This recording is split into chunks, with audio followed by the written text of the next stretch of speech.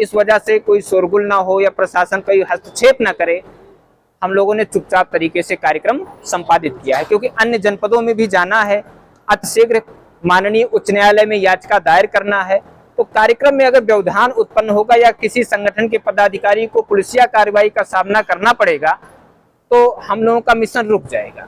इसलिए ये मत समझिए कि माइक क्यों नहीं रखा गया, यहाँ पर एक डर था, एक भय था, इस वजह से नहीं रखा गया है। प्रशासनिक अड़चन न कोई आए, समस्या ये थी, माइक की समस्या। ये मत समझिए कि माइक नहीं रखा गया है, जो समस्या थी उससे मैंने आपको अवगत कराया। बाकी रामविलास भाई साहब आपको जो है संगठन के बारे में बताएंगे। हमारा नाम रामविलास है और हमने समस्या देखे गाजीपुर जिले की बहुत खराब चल रही है, बहुत खराब है गाजीपुर की समस्या। सबसे ज़्यादा समस्या मर्दा में देख लिए, बहुत हम डिस्टर्ब हो गए। कहें कि एक बार मीटिंग करेंगे गाजीपुर में, बहुत ज़बरदस्त। दीदी नहीं हमारी आवाज़ है, अंदर को थोड़ा उधर घुमा दीजिए, पूरा साइड में मूव कर दीजिए, पूरा साइड में मूव कर देंगे तो आवाज नहीं। तो या तो थोड़ा आगे आ जाइए तो ठीक रहेगा, है नहीं ठीक है, रहने दीजिए। तो हमने इसलिए बुलाए हैं ताकि सबके समक्ष, मतलब जो भी कार्य किया जाए सबके समक्ष किया जाए और सभी लोग जान जाए। और समर्थन पत्र जो भरा गया है अभी इसलिए बुलाए कि सभी लोग आएंगे तो अपना अपना भरेंगे, अपना अपना ब्यौरा देंगे। अब यह नहीं कि हम आए किसी और को मतलब नहीं लाए तो उनका हम ला के भर देंगे, ये तो सही नहीं है। हम लोग को तो भीड़ इकट्ठा करना था, सभी को जागरूक करना था।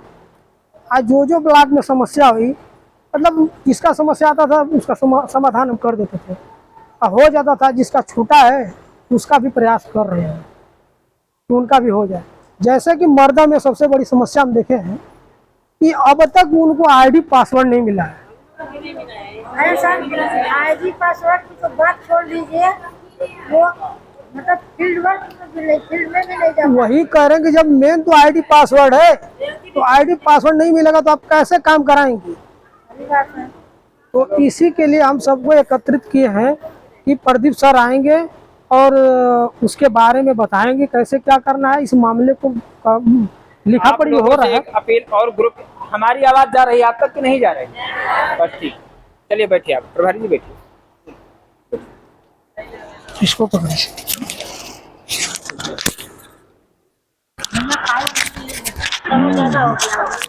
बस ठीक है। आप लोगों को ग्रुप के माध्यम से एक अपील किया गया था कि सभी लोग सादे पेपर पर अपना शिकायती पत्र लेकर के आएंगे, लेकिन हमको नहीं लगता है कि कोई शिकायती पत्र लेकर के आया है।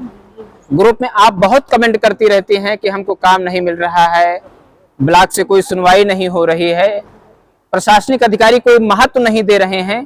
तो हम अपनी कमियों को जग जाहिर नहीं कर रहे हैं, हम आरोप प्रत्यारोप का काम कर रहे हैं, एक दूसरे के ऊपर आरोप लगाने का काम कर रहे हैं। आपको अनुभव करना चाहिए इस बात का। आपके ग्राम सभा में आंगनबाड़ी कर्मचारी हैं, कितना पाती हैं? 6,000 रुपया पाती है ना, 6-7 हजार रुपया ही तो, इतना ही तो पाती हैं। कितना काम उनके पास रहता है, सुबह से लेकर शाम तक गांव का चक्कर काटती रहती हैं, कहीं इसका काम दे दिया गया, कहीं उसका काम दे दिया गया। अरे आप शुक्र मानिए कि आपका दैनिक प्रोत्साहन राशि 370 रुपया निर्धारित किया गया है, लेकिन उस कार्य को हम नहीं प्राप्त कर पा रहे हैं। क्या आप अपने गांव के 20-25 श्रमिकों का नाम बता सकती हैं?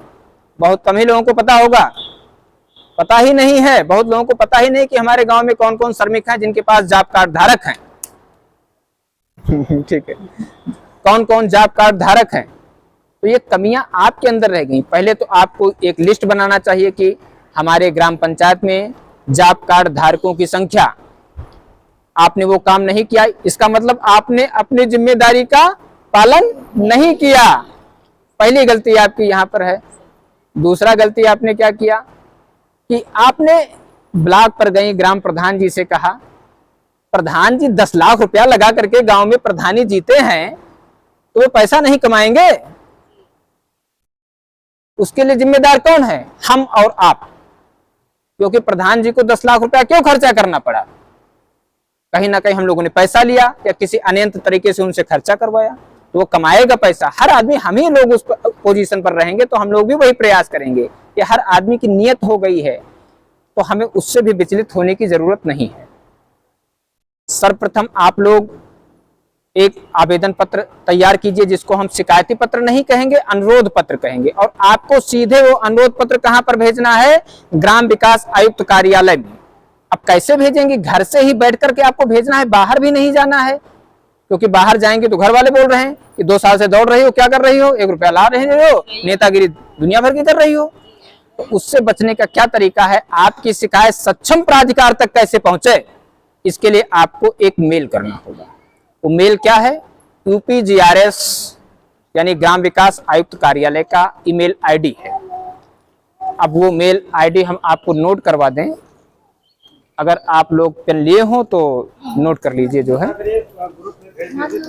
ना, हमें वर्ड मीनिंग हम बोले दे रहे हैं, आप नोट कर लीजिए।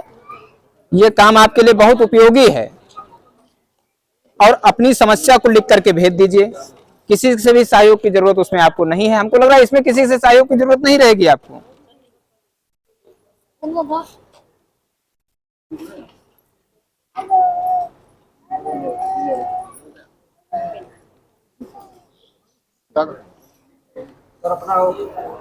हाँ हाँ, देखिए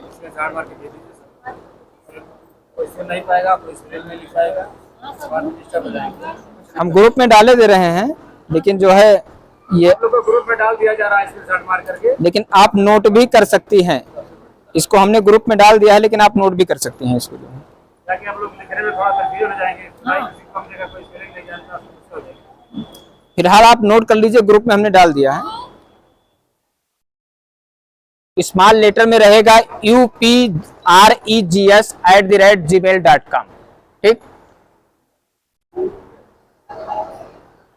हमने ग्रुप में भेज दिया, ग्रुप में जा चुका है। देखिए UPREGS@gmail.com। ग्रुप में डाल देना। हाँ, ग्रुप में डाल दिया। ये कौन सी ईमेल आईडी है, इसके बारे में भी आपको जो है बताना है। ये ईमेल आईडी आपके जो वीडियो जो होते हैं, जो आपके DC मनरेगा हैं, ये ग्राम विकास आयुक्त कार्यालय से जब कोई मेल आता है या भेजते हैं तो इसी ईमेल आईडी पर भेजते हैं। अब ये महिला मेड का जब इस पर शिकायत जाने लगेगा तो ये बहुत बड़ी बात हो जाएगी, क्योंकि ये आधिकारिक ईमेल आईडी है। इस पे जो है अधिकारियों के द्वारा आदान प्रदान किया जाता है सूचनाओं का। लेकिन ये हमको मिला था कि आप जो है इस पर अपनी समस्याओं से अवगत करा सकते हैं। तो भाई समस्या हमका मतलब जो है, हमको मतलब समझ नहीं, हमको मतलब समस्या आपकी समस्या है ना। तो हम चाहते हैं कि आप अपनी समस्या एक सादे पेज पर लिख करके, टाइप कराने की भी जरूरत नहीं है उसको, डायरेक्ट आप मेल पर भेजें। 1 हफ्ते में अगर कोई आपको जवाब नहीं मिल रहा है, दूसरा लेटर, उसी लेटर को फिर से भेज दीजिए। अब ये काम हमको लग रहा है इस काम को करने में आपको कोई दिक्कत नहीं आएगा ना कहीं आपको दौड़ भाग करना है। तो ये निश्चित तौर पर आपके पास वीडियो साहब से जरूर संपर्क कर लिया जाएगा। हो सकता है आपसे उच्च अधिकारी संपर्क ना करें, लेकिन आपकी ये शिकायत ब्लॉक तक आ जाएगी, आपको बुलाया जरूर जाएगा कि आपने कोई शिकायत दर्ज कराया है। तब आप वहां बताइएगा कि हमने शिकायत नहीं दर्ज कराया है, हमने अनुरोध किया है।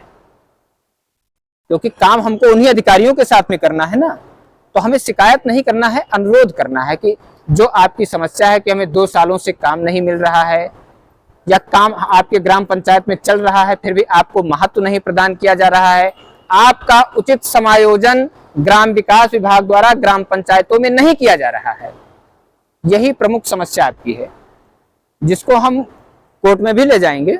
दूसरा जो है, जैसे आप देख रही है कि जितनी समूह की कैडर आपका है, चाहे वो आपकी BC सखी हो गई, कृषि सखी हो गई, सखी तो बहुत हो गई हैं, सखी की कमी नहीं, सरकार धीरे धीरे सखी ही सखी बना रही है। लेकिन सखी की स्थिति क्या है? बेसखी है, वो जो है उनकी कोई सुनने वाला नहीं है।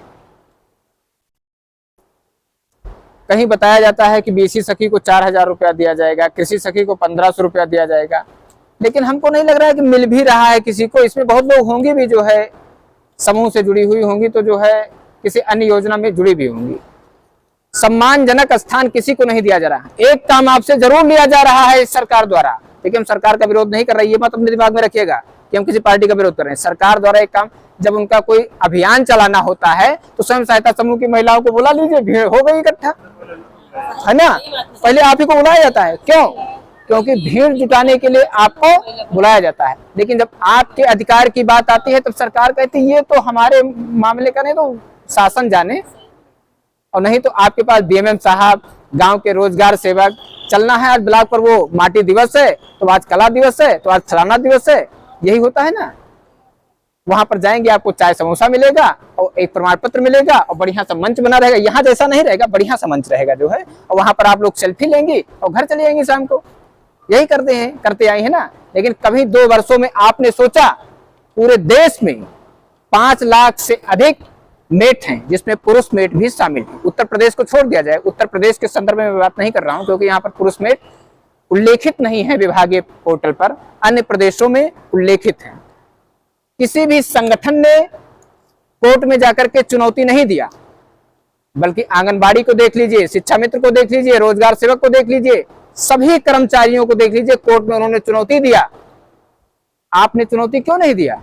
क्या आप लोग योग्य नहीं है? क्या आप लोग पढ़ी लिखी नहीं है? क्या आप लोगों के पास विवेक नहीं है? लेकिन सोच, इसमें किसकी गलती है? गलती हमारी है। क्यों गलती हमारी है इसमें? क्योंकि हम संगठन चला रहे हैं। हम अपनी ही गलती नहीं देंगे, जितने भी संगठन चल रहे हैं सबकी मैं गलती देना चाहूंगा इसमें। सब संगठनों को सामंजस्य बैठा करके, या सामंजस्य नहीं बैठ रहा है तो उन्हें व्यक्तिगत रूप से अपने संगठन के माध्यम से कोर्ट में अपील करना चाहिए। उन्होंने नहीं किया इस काम को, क्यों? क्योंकि ऐसा काम कर देंगे ना तो अगर आपकी कहीं सुनवाई हो जाएगी तो उनका तो खेल ही खत्म हो गया, उनकी दुकान बंद हो गई, उनका संगठन क्या, उनको कोई पूछेगा नहीं। लेकिन ये गलत मानसिकता है, ये सोच उनकी गलत है। क्योंकि जब आप प्रगति की राह पर चलेंगी तभी संगठन प्रगति की ओर अग्रसर हो सकता है, तभी हमारा विकास संभव है। अन्यथा कागजों में विकास का पुलिंदा हम बांधते रहेंगे कि हम संगठन के ये हैं वो हैं, तो चलाते रहिए संगठन, हम आपसे चंदा लेते रहेंगे, आराम से अपना काम चल ही रहा है, क्या है, हमें कोई दिक्कत तो थोड़े है। लेकिन आपके लिए आपके संगठन ने क्या किया? ये कोई विवेकशील व्यक्ति या कोई जानकार व्यक्ति आपसे सवाल कर सकता है, तो उस वक्त आपके पास कहने के लिए कोई शब्द ही नहीं रहेगा।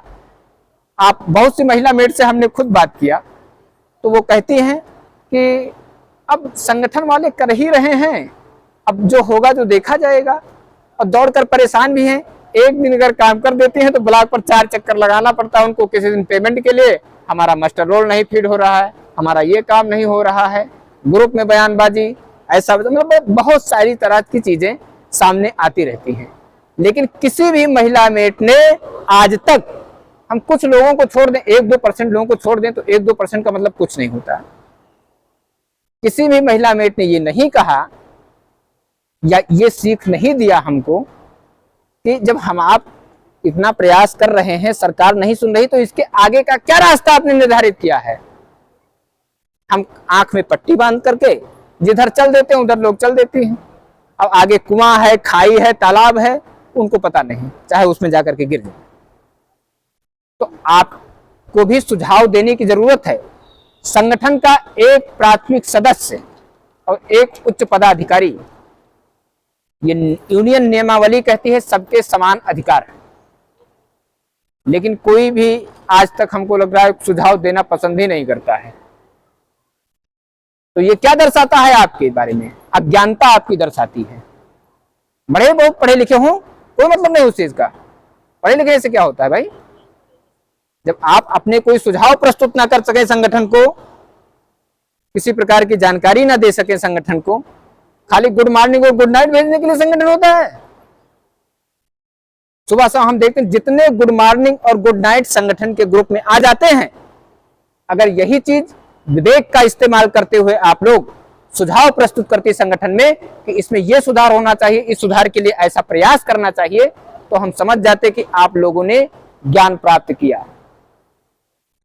लेकिन आप लोगों ने ऐसा नहीं किया, सिर्फ एक काम किया है, गुड मॉर्निंग और गुड नाइट, और बहुत ज्यादा कर दिया है। तो जब बहुत परेशान हो गए हैं दौड़ दौड़ के, तो हमको काम नहीं मिल रहा है, हमें ये नहीं सुनवाई हो रही, वो नहीं सुनवाई हो रही।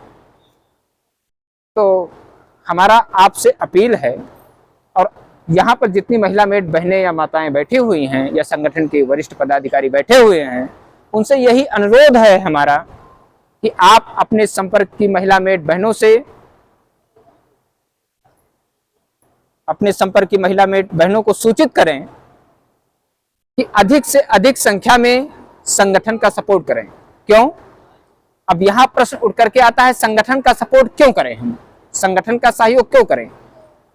क्योंकि हम देखते थे कि 2014 से पहले जो हमारे यहाँ पर जो संगठन की नियमावली है, सोसाइटी एक्ट या फिर ट्रेड यूनियन एक्ट, तो ट्रेड यूनियन एक्ट में दो ही प्रकार के संगठन काम करते हैं। एक होता है आपका ऑर्गेनाइज्ड सेक्टर और एक होता है अनऑर्गेनाइज्ड सेक्टर, यानी कि संगठित वर्ग और असंगठित वर्ग। अब आपको यह जानना जरूरी है कि आप किस वर्ग में आती हैं। तो जो स्कीम वर्कर हो गए, जो किसी प्रकार का दैनिक मजदूर हो गए या किसी योजना में काम करते हैं, ये सब असंगठित वर्ग के अंतर्गत आते हैं। तो आपका ट्रेड यूनियन असंगठित वर्ग के अंतर्गत आता है।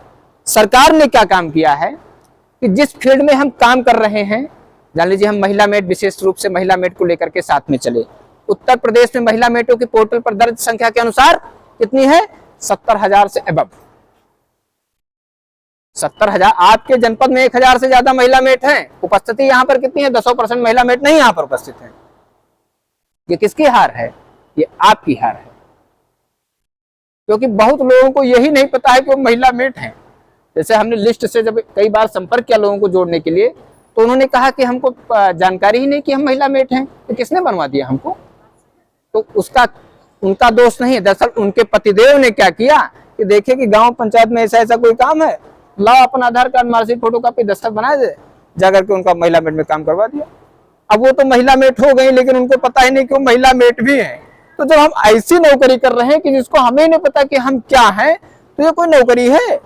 अरे नौकरी वो होती है जिसको हमें जानकारी हो, हमें अपने उत्तरदायित्व, तो हमें अपने कर्तव्यों के बारे में जानकारी होनी चाहिए, वो नौकरी होती है। वो नौकरी नहीं है कि जिसको हम हैं और पता ही नहीं हमी को कि नहीं हम क्या हैं। तो ये ऐसे काम कोई चीज नहीं होता है, ऐसे हम कहीं सफलता नहीं प्राप्त कर सकते हैं। तो चलो ठीक है, जैसी भी स्थितियां परिस्थितियां रही, आप आज सो रहे हैं, कल जग जाएंगे। समय के अनुसार सब परिवर्तित होता रहता है। पिछले 2 वर्षों से विभिन्न माध्यमों से हमने भी, संगठन ने भी और संगठन के अन्य पदाधिकारियों ने भी, चाहे वो ब्लॉक से लेकर के जनपद स्तर या प्रांतीय कमेटी के पदाधिकारी रहे हों, सभी ने अपने अपने स्तर से जैसा उनसे संभव हो सका उन्होंने अपील किया, सरकार से अनुरोध किया, चाहे वो ब्लॉक पर वीडियोज हों या जनपद पर डीसी मनरेगा हों, जो भी उच्च स्तर के पदाधिकारी हैं या अधिकारी हैं, उनसे आप लोगों ने अपने अपने माध्यम से अपील किया। लेकिन उसका परिणाम क्या हुआ? परिणाम यही हुआ कि आपको एक दिन हमने मनरेगा आयुक्त कार्यालय में हमारी जो है ज्वाइंट कमिश्नर से जो है वार्तालाप के लिए बुलाया गया।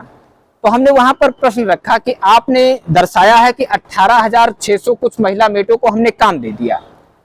उन्होंने हमें लिस्ट जो दिया कि 18,600 कुछ महिला मेटों को हमने काम दे दिया, लेकिन तो उस लिस्ट का जब हमने अवलोकन किया, तो जिसे आपको एक दिन काम दे दिया गया तो आपका नाम भी दर्ज हो गया, यानी आपको 6 महीने में एक दिन काम मिल गया, आपका नाम भी दर्ज है कि आप काम कर पा गई।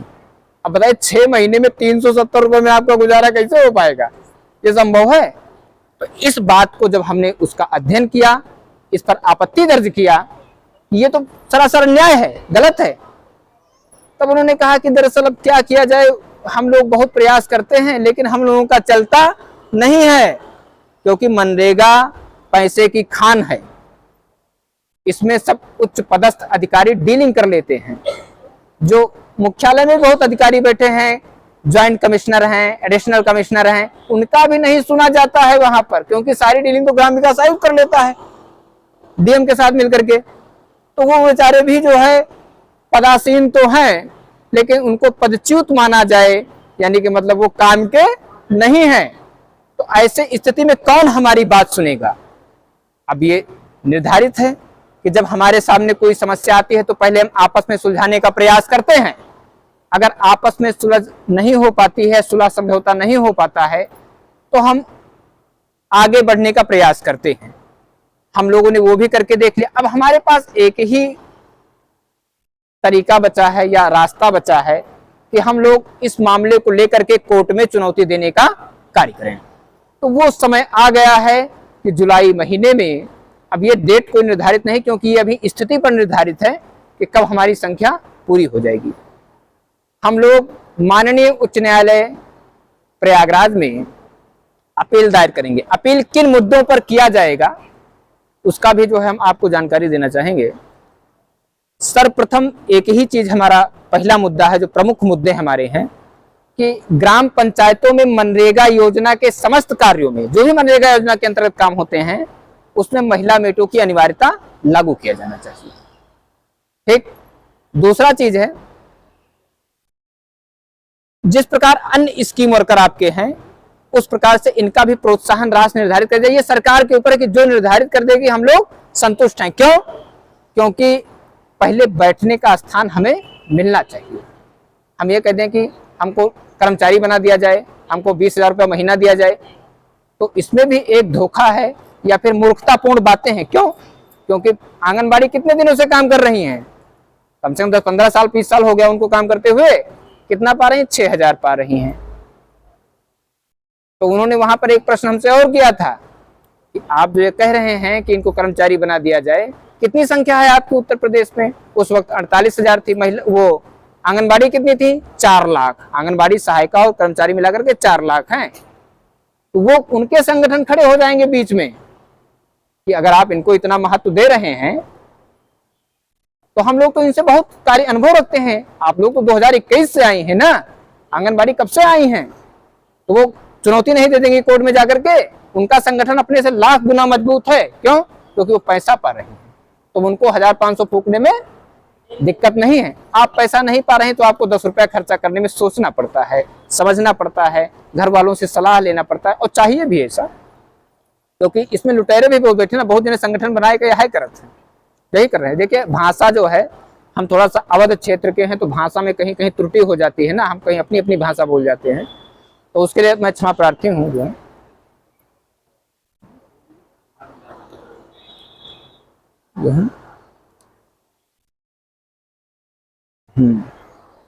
हाँ, नहीं ठीक है, ठीक है, थोड़ा सा हाँ, बहुत बहुत जो है। दो मुद्दे पर आपको हमने जानकारी दे दिया है। तीसरा मुद्दा जो हमने उसमें रखा है, तो मान लीजिए आप मानदेय भी नहीं निर्धारित करना चाहते हैं, इनको काम भी नहीं प्रदान करना चाहते, लेकिन मनरेगा का जो अधिनियम बना है, हम अधिनियम पर आते हैं, उसमें पेज नंबर 20 या 22 पर इस बात का उल्लेख किया गया है कि साल में 100 दिन काम मिलना चाहिए असंगठित वर्ग के लोगों। ठीक, चलो हम उसी को मान लेते हैं। आपका डेली प्राश्रमिक 370 रुपए हो गया। एक 100 दिन का अगर हम गणना करते हैं तो 37,000 रुपये आपका हो जाता है, इंटू 2, यानी इसको अगर हम 12 से डिवाइड करते हैं तब भी आपका 3,000 रुपये महीना से ऊपर बैठ रहा है कि नहीं बैठ रहा है? अगर नियम के अनुसार काम आपको दिया जाए तब की बात मैं कर रहा हूं। तो ये भी हमारा एक बहुत बड़ा फैक्टर है कोर्ट में जाने का।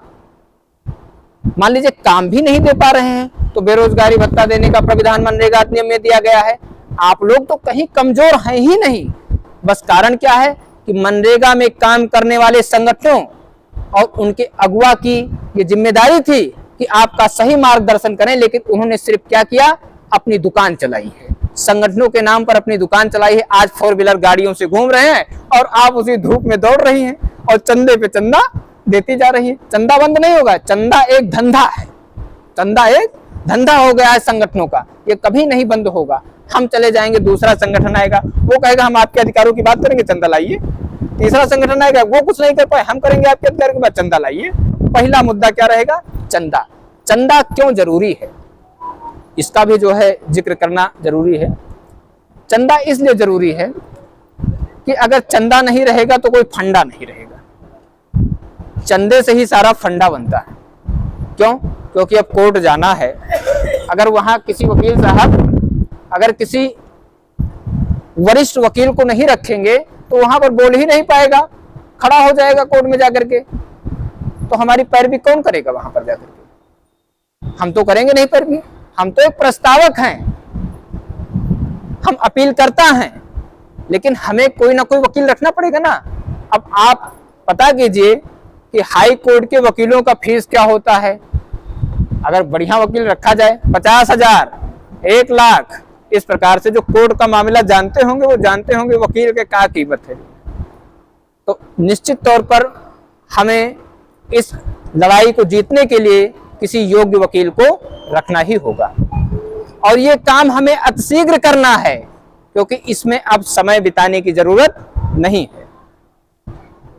तो ये जो हमारी प्रमुख बातें थीं हमने आपके समझ प्रस्तुत कर दिया। बाकी ग्रुप में जो डेली जो है वार्तालाप होता ही रहता है, भाषणबाजी होती ही रहती है, हम बेहतर करेंगे, हम अच्छा करेंगे, तो वो कहने से कोई मतलब नहीं है और ना ही कोई आपका कोई उससे भला होने वाला है और ना संगठन आपका भला कर सकता है। जब तक आप संगठन को नहीं डांटेंगे तब तक संगठन, कोई भी संगठन आपका भला नहीं कर सकता है, चाहे हम हो या कोई और हो। क्यों? क्योंकि मार्गदर्शन देने का काम आपका है। आप अगर कुछ नहीं बोलेंगी तो हम तो अपना पैंट बुशर्ट पहने, चश्मा लगाए और आराम से आज कहीं इस जिले में कहीं उस जिले में आराम से पैसा मिल रहा है, घूम रहे हैं और फूल माला पहन रहे हैं। फूल माला वाला रखा है, फूल माला देखिए, लेकिन बाद में कार्यक्रम इसको करवाएंगे, अभी नहीं करवाया। ये काम निरंतर चलता रहेगा। तो आपका काम है डांटना। अरे क्यों नहीं डांटेंगे आप भाई? जब ये एक संगठन, क्या कहते हैं लोग भाषाओं में, क्या कहते हैं, संगठन एक परिवार है। वहां पर जब भाषण शुरू करते हैं लोग तो कहते हैं कि सम्मानित महिला मेड बहनों एवं माताओं, तो आपको अपने भाई को, अपने बेटे को डांटने का अधिकार है। क्यों? किस लिए है? क्योंकि आप जिस कम्युनिटी से जुड़ी हैं, जिस समुदाय से जुड़ी हैं, वो कोई राजनीतिक नहीं है, अराजनैतिक है। आपको सुझाव देने का, मार्गदर्शन करने का पूरा अधिकार है। तो हम आज से यही अपेक्षा करते हैं कि अगर हमसे त्रुटि हुआ करे, हमसे कोई गलती हुआ करे, तो आप ग्रुप में निसंकोच लिखें उस बात को। हमें कोई आपत्ति नहीं है ऐसी चीजों से, ना हम ग्रुप से निकालेंगे आपको। ये भी कि आपने हमारे खिलाफ कुछ लिख दिया तो हम तो ग्रुप से बाहर कर दो, तुरंत इनको नहीं करेंगे आपको ग्रुप से बाहर। ये आप हमें एक जगाएंगी ना कि हमको कैसे काम करना है। देखिए, कोई भी व्यक्ति इस संसार में परिपूर्ण नहीं है कि वो ज्ञाता है। यहाँ पर बैठे हुए, हमारे सामने बैठे हुए सभी माताएं बहनें हमसे ज्यादा जानकार हो सकती हैं। वो बोल नहीं रही तो इसका मतलब ये नहीं कि वो कुछ नहीं जानती हैं, हमसे ज्यादा भी जानकार हो सकती हैं। तो ये आप हमको सुझाव प्रेषित किया करें ग्रुप के माध्यम से। तो जो हमारे श्रमिक बंधु हैं, जो महिला मेड बहनें हैं, हम तो चाहें तो इसमें समूह की सभी महिलाओं की समस्या को रेखांकित कर सकते हैं, लेकिन क्यों नहीं करेंगे? क्योंकि लिस्ट बहुत लंबी हो जाएगी। तो हम ज्यादा न जा करके 10-11 बिंदुओं पर जो हमने अपना प्रारूप बनाया है, उन्हीं 10-11 बिंदुओं पर कोर्ट में चुनौती देंगे, जिसमें मनरेगा श्रमिक हैं और महिला मेट हैं, क्योंकि एक दूसरे के पूरक है ये।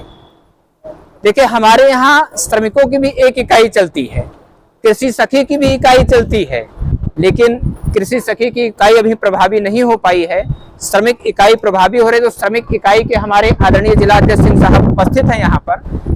आप लोग सिंह साहब का नंबर हम ग्रुप में शेयर कर देंगे, जो आपके संपर्क में, जैसे ग्राम पंचायत में विस्तार कैसे होगा श्रमिकों का, यही लोग आपका सहयोग कर देंगे। 1-2 श्रमिक का नाम अगर आप ग्रुप में उनको उपलब्ध करवा देंगे अध्यक्ष जी को, तो ये क्या करेंगे कि उनको जोड़ लेंगे और इनको भी नहीं दौड़ना पड़ेगा और आपको भी नहीं दौड़ना पड़ेगा।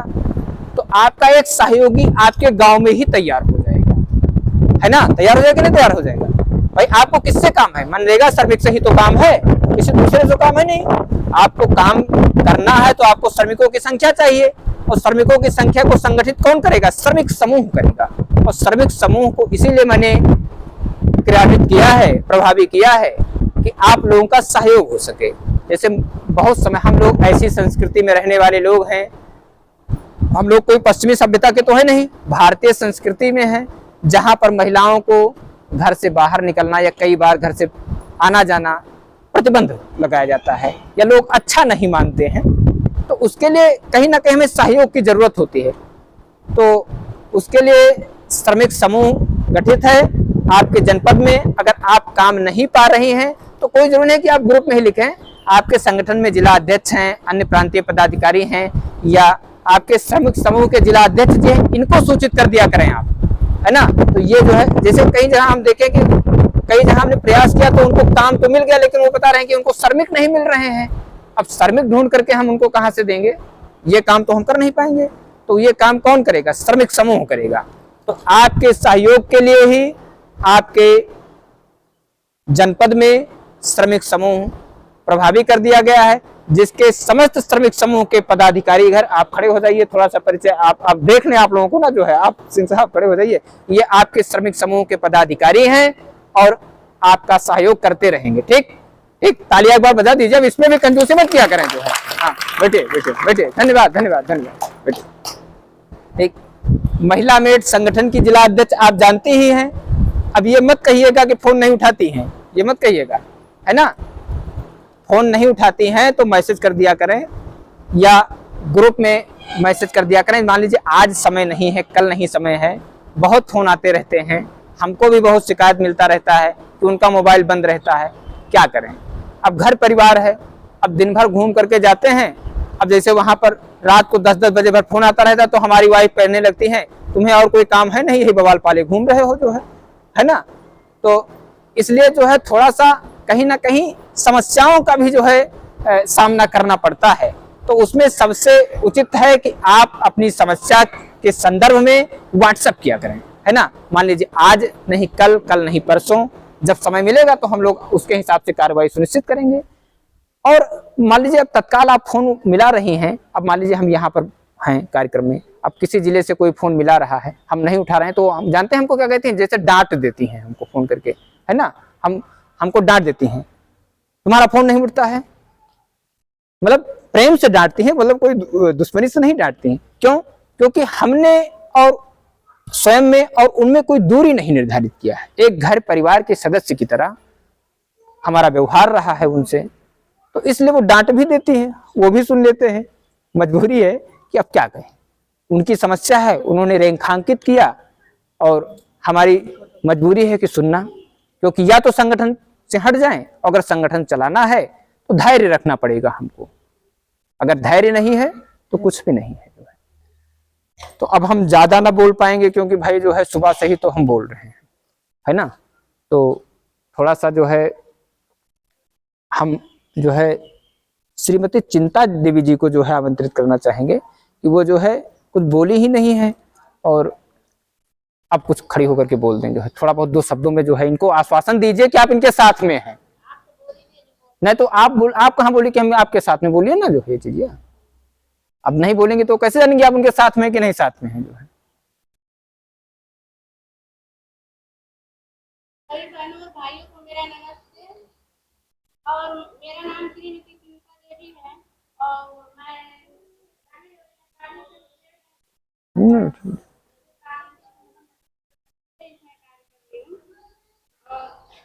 मैंने गाजीपुर जनपद में बहुत सारी बहनों से बातचीत किया और सारी जगह समस्या जो भी थी तो ये लोग अपनी समस्या को हमसे अवगत करवाया।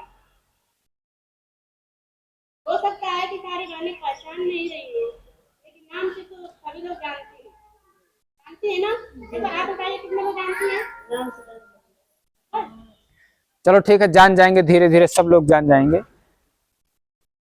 मैं आप लोग के काम के लिए हमेशा सक्रिय रहती हूँ और सक्रियता से संगठन के लिए काम करती हूँ। आप लोग जब भी आप लोग आधी रात में फोन करती है, किसी टाइम में आप लोग कॉल करती है, मैं आप लोग से जरूर बात करती हूँ कि नहीं। चलो बहुत बहुत ठीक, बहुत बहुत धन्यवाद। एक बार ताली इनके लिए भी बजा दीजिए। ठीक, अब हम जनपद गाजीपुर में जो है नहीं ये तो चलेगा ही नहीं जो है, इसलिए नहीं चलेगा क्योंकि जो है जब आप अपने बीच में अगर नहीं बोल पाएंगी तो बाहर नहीं बोल पाएंगी जो है। यहाँ पर अगर नहीं बोल पाई तो नहीं, और हम जानते हैं आप बोलेंगी जो है जरूर। तो हम संगठन में जो है एक वरिष्ठ पदाधिकारी हैं या नहीं है जो है, लेकिन बनेंगी पदाधिकारी जो है। तो आमंत्रित करते हैं श्रीमती रीना यादव जी को, मीना यादव जी को। आइए खड़ी।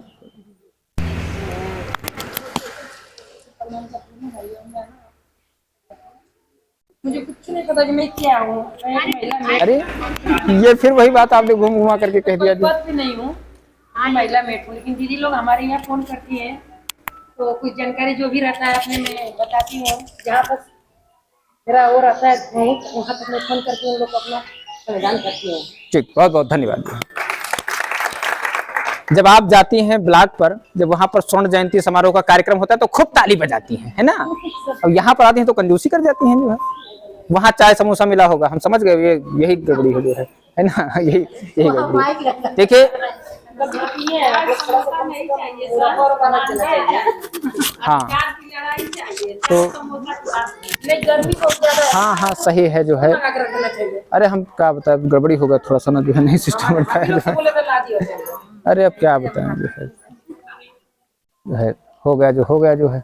अब आगे होगा तो फिर बेहतर होगा जो है। अब देखिए कार्यक्रम बार बार होगा भी नहीं कि हम बार बार मीटिंग करेंगे। अब कोर्ट में चुनौती देने के बाद में, अच्छा एक चीज मैं और चाहता हूं कि यहाँ से प्रयागराज आपका बहुत नजदीक है ना, हाई कोर्ट आपका बहुत नजदीक है। तो जैसे हम 10-5 लोगों को प्रस्तावक के रूप में ट्रेड यूनियन की तरफ से नामित करेंगे, वो सिर्फ महिला मेट रहेंगी, हमको छोड़ करके बाकी सब महिला मेट रहेंगी, जो वहां पर समय समय पर जा करके जब बुलाया जाएगा हाई कोर्ट में तो आप लोगों को वहां पर अपनी बात रखना होगा। वो आने जाने का पूरा खर्चा आपको जो है संगठन प्रदान करेगा। क्यों? क्योंकि संगठन जो चंदा ले रहा है इसीलिए तो ले रहा है कि जो वहां पर प्रस्तावक के रूप में जाएगा। तो हम चाहते हैं कि आप लोगों की इच्छा से, आप लोगों की सहमति से, आपके जनपद से 1-2 लोग जिनको इस अपील में प्रस्तावक के रूप में अपनी